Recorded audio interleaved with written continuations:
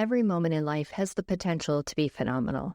At Amy Boyle Photography, we specialize in capturing those moments, whether it's for your business, a milestone event, or a personal portrait. As the host of the Speaking of Phenomenal podcast, I know the power of storytelling, and I bring that same passion to my photography. Let's create images that celebrate who you are and what you stand for. Visit amyboylephotography.com to schedule your session today. Welcome to the Speaking of Phenomenal podcast. I'm your host, Amy Boyle. Today's episode is a powerful look at advocacy, education, and humanity. Dr. Tess isn't just an expert in deaf education, she lives it. Born profoundly deaf, Anna's parents were once told she would never speak. Today, she holds a doctorate, leads statewide programs, and supports families navigating the complexities of hearing loss. Her story is compelling, but what makes this episode essential listening is Anna's clear, compassionate guidance for parents, educators, and advocates alike. You come away with a deeper understanding of how to build inclusive classrooms, partner efficiently with schools, and why celebrating every win, big or small, matters more than ever. This is the Speaking of Phenomenal podcast. Welcome to the Speaking of Phenomenal podcast, Anna. I'm so glad you're here. Hi, I'm super happy to be here as well. I'd like you to give an introduction of your phenomenal self for our listeners. My name is Anna, and I am profoundly deaf. I was born deaf to a hearing family. There's no history of hearing loss. I am the youngest of 4 children. So when I was diagnosed, the first audiologist told my parents that I would never talk and that I would always be a discipline problem. This is kind of the opposite. I can talk, and I would say I am not a discipline problem. My siblings might disagree, but I would say I'm pretty good. When my family first found out about my hearing loss, they dove right into everything hearing loss. We started early intervention. They started to learn sign language. And then when I was 2.5, I got a cochlear implant. At that time, they were only doing one side at a time. Then I was in total communication classrooms, also known as simultaneous language classrooms. And then I was in the mainstream starting in kindergarten. So thinking back on your story, you were very little. What part of this do you remember? I'd love to hear it from your standpoint. There's not much I remember from the early days. A lot of it is through stories that my parents have told me. So they would say that, I kind of fooled them for the first year since I had passed my newborn hearing screening, but I was just very visual. So if they turned to the door, I turned to the door. So then they were like, oh, she must be able to hear. And it wasn't until I was kind of in a daycare setting that my teachers were, they were a little fooled too, because they were like, no, she follows directions. She's able to do everything that the other kids are doing, even though I was born profoundly deaf. And it wasn't until people started to vacuum next to me or do things that were louder in nature that they started to kind of put their heads together and say, something's not right. My parents would talk about how I would dance to music. Well, a lot of that was feeling through vibrations. I was able to feel the vibrations of the music, so I was dancing. So it took them a couple of months to really pin down that diagnosis. So there's not much I remember about those early days. But then when I got to that preschool, I do remember my preschool classroom. I remember my mom dropping me off every morning. I remember some of my classmates, my teachers. I actually just recently reconnected with one of my teachers in February, and she's retiring this year.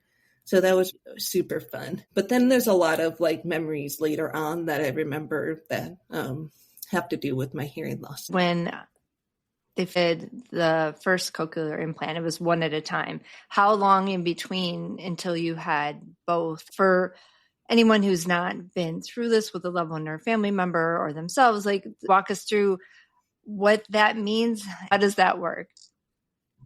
I was actually the 25th pediatric patient in Chicago to be implanted. This was in 1994. And at that time, it was a much more complicated procedure. Nowadays, it's very simple. I got my second one when I was 19 years old. So quite a bit of an age difference between the two. And that more so early on was due to insurance reasons, where nowadays insurance companies are a little bit more apt to do both sides. Not necessarily at the same time, but both sides within a year or sometimes within 2 years, sometimes within a couple of months. But now it's an outpatient procedure. It's a little incision that goes behind your ear. And then typically you get activated 2 to 4 weeks later, sometimes a little longer, depending on the patient. And then, yes, Amy, to your point, it is not instantly hearing. It takes work. It's kind of beeps. Some people say it sounds really robotic. For me, I can't really say what it sounded like because I didn't have any knowledge of what sound was beforehand. So for some people that I know who have hearing, lose it, and then get an implant, they say it sounds Mickey Mousey. It sounds like mechanical, but then the brain is such an amazing thing that over time, the brain just starts to learn what those sounds are and then puts the pieces together. Now, a cochlear implant does not work for everyone. There are certain patients that are not successful with it, which is why it's really important to learn that sign language, especially if it's a baby, and start exposing them to that sign language so there's no language deprivation. When it comes to the classroom that you were in when you were in younger grades, tell us a little bit more about how that curriculum worked, what it was like to be in a total communication classroom. The total communication classroom, the teachers are talking and signing at the same time, which is actually a pretty hard feat for a lot of people to talk and sign at the same time.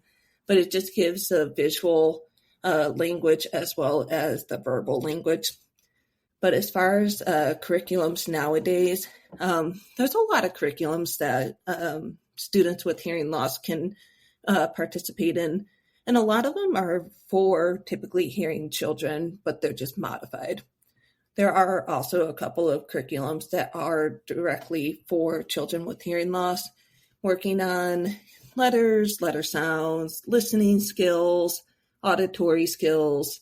And then as the kids get older, there's some self-advocacy curriculums, which is really important for all of us with hearing loss. Well, for everybody. Everyone needs to be able to advocate for themselves, but especially people with hearing loss. What does that look like, and how do children learn how to do this? Because I think this is a skill that we all need to know how to do better. So where does that fall for you inside the organization?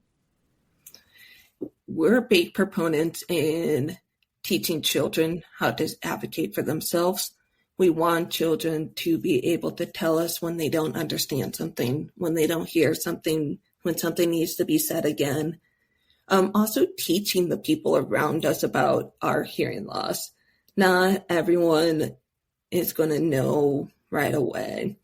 And there's, certain situations that I've been in where while playing basketball, my implant fell off. Well, then I got kicked out of the game because they thought I was wearing jewelry. But then we had to educate the refs. And through that whole experience, it was a little embarrassing at the time.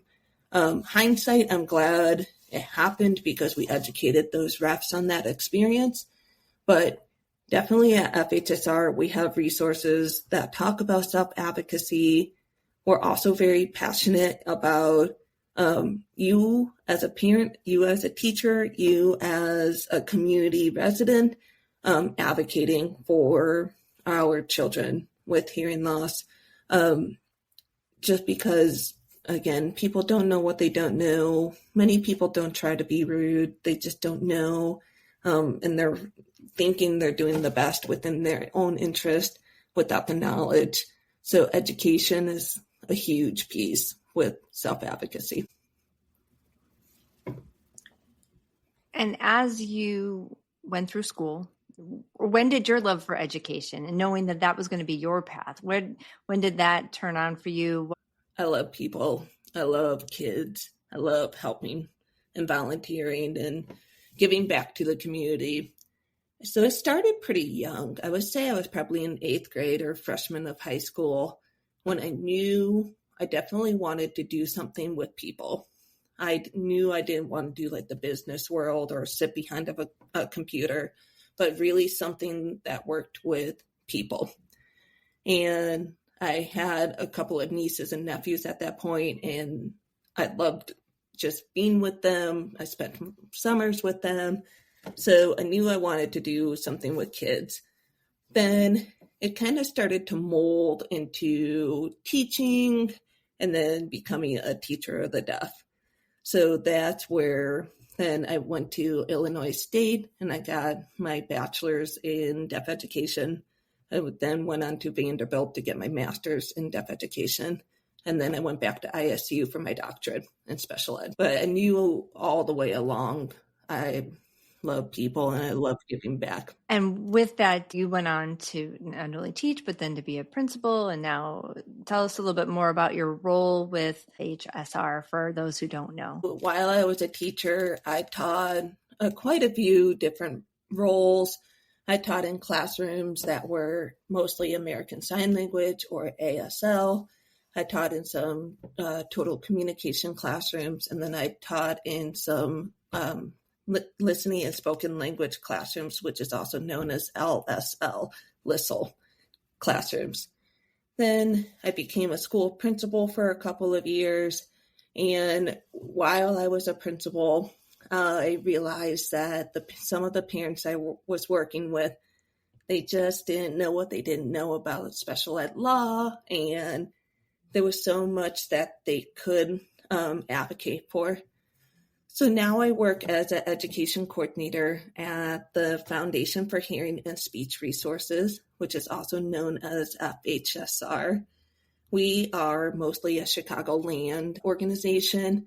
My role serves the state of Illinois. I also do have a parent resource that's available to anybody in the United States, even though it's based off of Illinois laws. And then the parent resource has actually been downloaded also in different countries. This whole role was started because Kristen Van Dyke, who is the executive director of FHSR, was seeing kind of the same thing where parents just didn't know what they didn't know, and no fault to them. Just didn't know having a child with a disability is typically not what someone signs up for. So they are learning about everything, hearing loss and, trying to best support their child. And then you're learning about all the laws that are involved. So there's a lot involved with having a child with a hearing loss. My whole role is just to educate parents, caregivers, how to best partner with their schools, assure that their child's educational needs are being met within the classroom, even at home, and then really finding more supports for them, whether that's within the school, outside of school, through technology. I could serve as a resource to teachers, lawyers, neuropsychologists. I do a lot of in-services and professional developments on just educating on hearing loss with additional disabilities, IEPs, 504s. So it's been a really fun transition. And I just love that all my services are also free, which is something that is not always the case.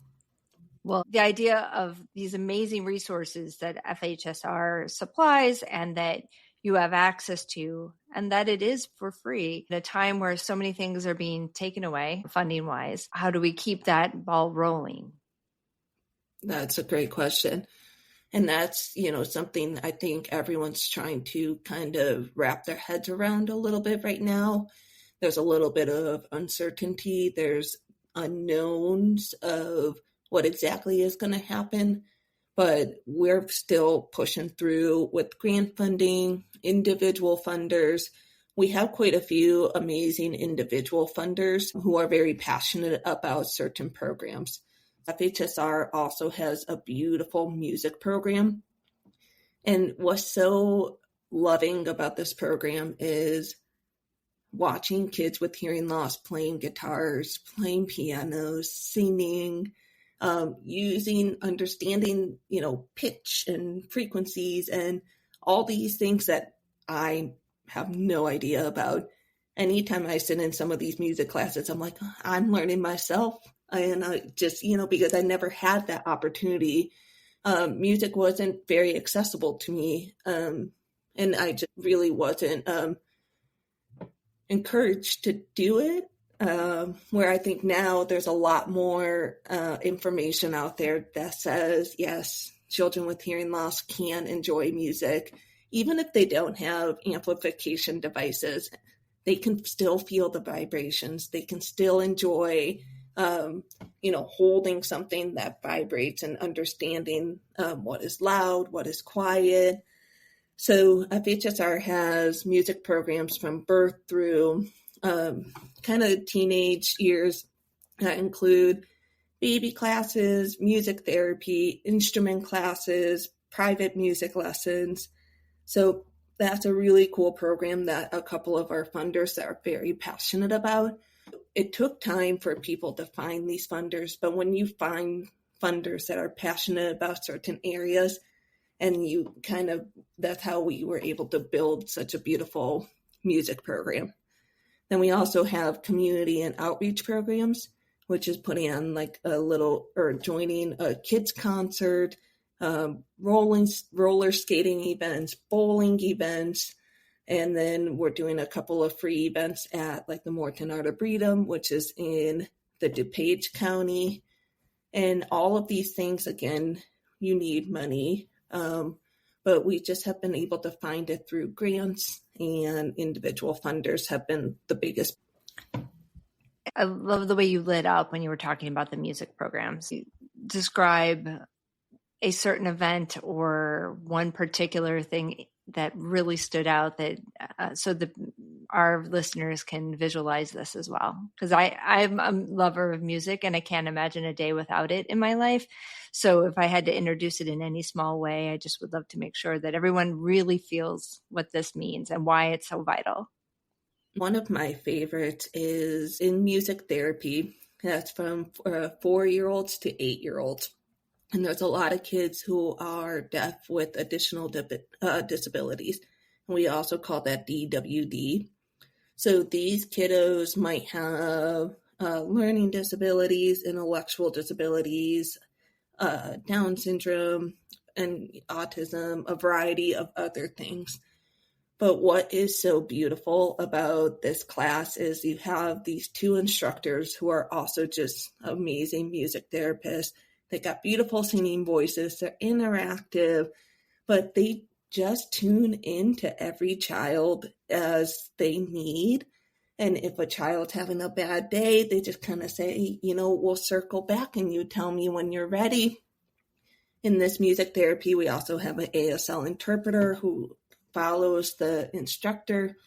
But we have one child who uses a AAC device, which is an augmentative communication device. And she's nonverbal and she's enjoying this music. And when they go to her, they say, was it loud? Was it quiet? And then she can click on her little augmentative device. It was loud, it was quiet, or what instrument it was, or she could say, I want to do this. So it's just really cool to watch all of these kids with such a variety of needs come together into one room. The music programs, there's a ton of videos on our website too that kind of talk about all the different classes and how FHSR can really support that. The typical classroom as we see it today, what can we do so that it is a more inclusive place for all children? I love that you asked that. There's a lot of things that we can do, and we kind of have to go through this lens of Universal Design for Learning, or UDL. And that is the idea that we can do these things that support everybody, regardless if they have a disability or not. So if we think about wheelchair ramps, that gives also the mom with the new baby up pushing a stroller. So in classrooms with a kiddo with a hearing loss or even no hearing loss, sound field systems are great. They are just systems that essentially amplify the teacher's voice, captions on everything. The AI captions are a little hit or miss right now. So sometimes it does take an extra second just to proofread those captions before, showing a video or something like that. Visuals of the written directions help everybody because even, the kids who are hearing and just, maybe they're distracted because something happened at home, they can then reference those visual directions on the board too if they're not necessarily paying attention verbally. Visual schedules of what's going to happen in the day. I know many of us nowadays, we live off our calendars on our phones, so we also should be giving the support to our kids. In creating spaces that are inviting, so ensuring that there's good lighting, if there's an interpreter in the room, that we're just not putting the interpreter in the corner, but we're putting her in a good light and in a place that everyone can access, even if they don't use sign language, they can access those visuals. I mean, I could go on and on and on, but those are kind of like the big ones that I really like to talk about in general classrooms. We'll be back after a quick break. Hey there, Phenomenal listeners. It's Amy Boyle. If you're loving the stories and insights on the Speaking of Phenomenal podcast, please rate and review us on Apple Podcasts or Good Pods.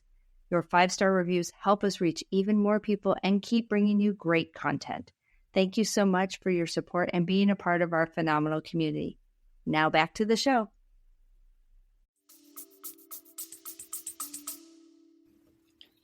Going back to the resources that FHSR supplies and the work that you're doing there, what would you say is your biggest advice for overwhelmed parents? Whether it's a new diagnosis or maybe a change going from elementary school to middle school or middle school to high school. The biggest thing has been listening. And that's why I also like to tell some of our parent ambassadors is giving space for those parents to talk and just listening, not inserting your own thoughts, your own biases, your own, whatever, but just really listening to where they're coming from, where their struggles are, because sometimes where their struggles lie might be really deep under the surface, but it may look like something else. So really just kind of listening. And then there's so many good resources. FHSR is one of them. There's brilliant advocates within the state through Chicago Hearing Society and the Illinois School for the Deaf, who are both free. There's really good lawyers that are also free, equipped for equality. Now, outside of that, there's Hands and Voices, which is a national organization in most states that is free. They have parent mentors, they have deaf mentors, and there's within each state also tends to be a lot of kind of similar like FHSRs of, Illinois, but that do programming or they try to get kids together depending on the state. So the biggest thing that I could say is seeking out those resources, one, and then seeking out those parents who can also assist in just listening, having those common experiences, common, problems or triumphs too, which is really exciting because, there's so many triumphs of also having a child with a hearing loss. And you want to be able to celebrate those with someone who understands what that triumph means, because to someone else, they might not necessarily understand how big of a jump something was for your child, and you just want to be able to share that with someone that understands. So finding those people, finding those resources, and then if need be, those advocates or those really good lawyers who can fight. And one of the things that we do with this podcast every episode is to celebrate wins big and small. And the thing of it is, as the theme tends to be for women listeners, but I think we all need to celebrate big and small wins and share it with the people who can feel it, your joy for you and with you. All these things are so important. And I'm glad to hear that, yeah, it should be number one for all of us, right? But we quickly can go, oh, well, this little thing, it's just part of what I have to do, or it's a daily hurdle or whatever. A friend of mine who was on the podcast 2 seasons ago had a daughter with epilepsy, and she used to say she would call celebrating inch stones. And because she wasn't sure when her daughter would ever reach milestones. And so she's like, but I'd also celebrate with hugs and chocolate because that's okay too. Those are really important things. Absolutely. And there's so many triumphs, they big and small. It's finding them, it's finding the light in them. Yeah. And sharing it with others. I think it's really, because that positivity there's that ripple effect that keeps going on, which takes me into, for you, whether it's personally or with work, or what is phenomenal to you if you were to define phenomenal? I think what is phenomenal is no one stopped me. No one tried to stop me. So I've been able to get a brilliant education. I've been able to get a bachelor's, 2 master's degree, a doctorate. I've been able to play sports. I played soccer, basketball, and cross country growing up. I've done an Ironman triathlon. I've done so many things, and every step of the way, at no point was someone like, you cannot do that because you have a hearing loss. Everyone was like, all right, let's do this. Let's figure it out. There's obviously accommodations and modifications that had to be put in place, but I was able to do it all, and nobody stopped me, which was pretty incredible. And I will say that partly, my parents didn't stop with that first opinion of that first audiologist of that I would never talk and always be a discipline problem. They just powered through and said, no, we believe in more. And I think that's also to parents and teachers and anybody who's listening. Any child with a disability has so much potential, and we should never stop and believe that they can do less. We should always believe they can do more. And it's finding how can we help them do more. Absolutely. I think that is so important. And I'm so happy that your experience was not to be told no in these spaces. It's just so refreshing and fabulous. And one more thing to celebrate in a massive way, that when we put our mind to it and we have people behind us, we are unstoppable. We are. I would agree with that 100%. And then as far as all the resources that FHSR has for the Chicagoland area, but also beyond, can you share how our listeners can find more about the organization if they have the ability to help fund a future project, or need something, a resource for outside the state? Where would they go? Our website is fhsr.org.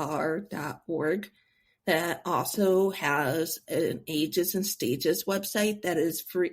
All of our services are free, but the Ages and Stages part of our website is for everybody. Nationwide, worldwide.